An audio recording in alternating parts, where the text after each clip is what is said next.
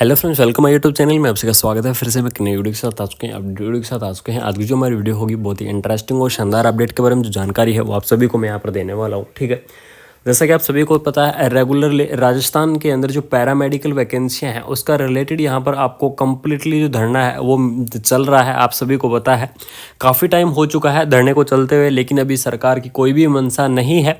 जो वहाँ पर कैंडिडेट हैं उनको सांत्वना देते रहते हैं, बल्कि कैसा ऐसा कोई ठोस यहाँ पर जो रिजल्ट है धरने का वो निकल कर नहीं आ रहा है। तो उस चीज़ के बारे में हम यहाँ पर डिस्कस करेंगे और कुछ सूचनाएं मिली हैं, उन सूचनाओं के बारे में भी मेरे प्यारों साथियों आप सभी को यहाँ पर मैं बताने वाला हूँ कि जो क्या क्या चीज़ें हैं, सरकार की क्या मंशा है, कितने कार्ड धारक हैं, आपकी जो नियुक्ति है वो कब होने वाली है। ठीक है, फार्मेसी काउंसलिंग की तरफ से आपका क्या कहने वाला है, भजन लाल जी की यहाँ पर क्या मंशा बन रही है, क्या उन्होंने बयान दिया है। भजन लाल शर्मा जी ने यहाँ पर बयान दिया है, उस बयान के बारे में भी आप सभी को मैं यहाँ पर बताने वाला हूँ। तो आप सभी के लिए बहुत ही शानदार अपडेट लेकर आ चुका हूँ राजस्थान नर्सिंग ऑफिसर की वैकेंसी से रिलेटेड, या फिर जो 8 कैडर की जो कंप्लीट भर्ती हैं, कंप्लीट 8 कैडर की भर्तियों के लिए आपको अपडेट लेकर आ चुका हूँ कि आपकी जो नियुक्ति का क्या रहने वाला है। सबसे पहले जो बात करने वाले हैं वो करेंगे फार्मेसी काउंसिल के बारे में। ठीक है, यानी कि जैसे कि आप सभी को पता है कि पहले जो फार्मासिस्ट वाले जो कैंडिडेट हैं उनकी प्रोविजनल लिस्ट भी नहीं निकली है, आप सभी को पता ही होगा। उसका नहीं निकलने का कारण क्या था कि पहले काउंसलिंग ने परमिशन नहीं दी थी, फार्मेसी काउंसलिंग ने, कि आप जांच करवाएं, सत्यापित करवाएं। लेकिन फिलहाल में ये तो बेनिफिट मिल गया है कि फार्मेसी काउंसिल ने क्या कर दिया है, अनुमति दे दी है कि कोई भी वहाँ से एक कैंडिडेट आकर अपना जो काम है वो करवा सकते हैं। फार्मेसी काउंसिल से रिलेटेड अगर कोई काम है तो वहाँ से जो कैंडिडेट एक या 2 कैंडिडेट आ जाए और वो अपना काम करवा सकता है। तो ये तो बिल्कुल कंफर्म होगा कि फार्मेसी की आपकी प्रोविजनल लिस्ट बहुत जल्दी निकलेगी और सबसे पहले जो भर्ती आपकी क्लियर की जाएगी वो की जाएगी फार्मेसी की। ठीक है, ऐसा अनुमानित किया जा रहा है कि सबसे पहली भर्ती आपकी फार्मेसी की यहाँ पर कंप्लीट होने वाली है। उसकी प्रोविजनल लिस्ट भी निकलेगी, साथ में उसकी जो फाइनल लिस्ट है वो भी यहाँ पर निकलने वाली है। ठीक है, उसके बाद में जो सेकेंड पॉइंट मैं आपको बताऊँगा कि भजन लाल जी की यहाँ पर क्या मंशा रही है इस भर्ती से रिलेटेड या फिर इस वैकेंसी से रिलेटेड, उन्होंने क्या कहा है, ये आप सभी के लिए बड़ा आपको यहाँ पर अपडेट में बताने वाला हूँ। भजन लाल जी की भरतपुर गए थे अपनी विधानसभा के अंदर, उन्होंने वहाँ पर कुछ कैंडिडेटों ने ज्ञापन सौंपा था इसके अंदर, इससे रिलेटेड, इस वैकेंसी से रिलेटेड, कि काफ़ी टाइम से धरना चल रहा है तो हमने यहाँ पर जो ज्वाइनिंग है यानी कि नियुक्ति है क्यों नहीं दी जा रही है और नहीं देने का हमें कारण क्या है। ठीक है, ऐसा ज्ञापन सौंपा था भजन लाल जी को।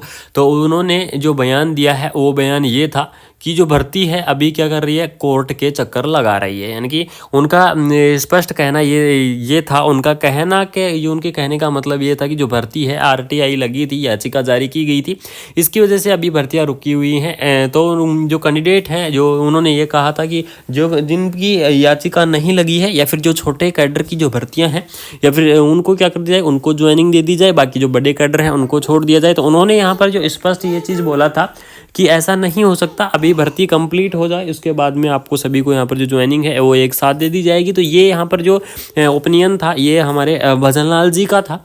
उसके बाद में जो तीसरा सबसे इंपॉर्टेंट पॉइंट के बारे में यहाँ पर डिस्कस करूँगा, 1000 डिग्री धारक बाहर के हैं। जैसा कि आप सभी को पता है, जो फार्मेसी की जो प्रोविजनल लिस्ट यहाँ पर जारी नहीं हुई है उसका कारण ये था कि जो टोटल भर्ती यहाँ पर आपको दी गई है फार्मेसी की वो है 367 के आसपास आपकी जो भर्ती हैं ये रही हैं, लेकिन कैंडिडेट यहाँ पर पास आउट किए हैं 4500 के आसपास। ठीक है, इसमें से यहाँ पर ये बताया जा रहा है कि जो डिग्री धारक है टोटल 1000 के लगभग जो डिग्री धारक है वो यहाँ बाहर के हैं, यानी कि अदर स्टेट से यहाँ पर करके आए हैं या फिर अदर स्टेट वाली यहाँ पर एप्लीकेशन फॉर्म उन्होंने अप्लाई किया है। तो वो क्या है, बाहर के यहाँ पर कैंडिडेट रहेंगे, तो उन्हें यहाँ पर नहीं लिया गया। इस हिसाब से जो भर्ती है वो आपके यहाँ पर रिलीज हुई है। चौथा जो मेन पॉइंट ये था कि समझ गए हैं यहाँ पर सरकार की क्या मंशा है।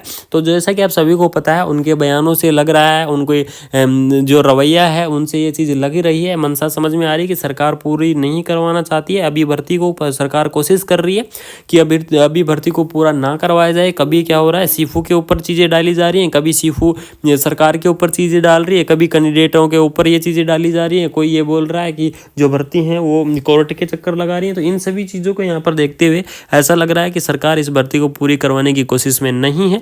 और भजन लाल जी का जो यहाँ पर बयान था उस बयान के हिसाब से ये लगता है कि पहले जो वैकेंसियाँ हैं कंप्लीट वो क्या हो जाएं, जो कोर्ट केस हैं उनसे फ्री हो जाएं, उसके बाद में यहाँ पर जो नियुक्ति की जो चीज़ें हैं वो यहाँ पर सोची जाएंगी, ऐसा सुनने में आ रहा है। बाकी जो आप सभी को पता है रेगुलरली धरना प्रदर्शन हो रहा है और वास्तविकता में यहाँ पर जो धरना प्रदर्शन है वो आप सभी का पूरा सपोर्ट है और होना ही चाहिए। यहाँ पर देख लीजिएगा अनुराग नेहरा जी ने एक ट्वीट किया है, उस ट्वीट के अंदर क्या लिखा हुआ है वो चीज़ मैं आपको यहाँ पर बता देता हूँ।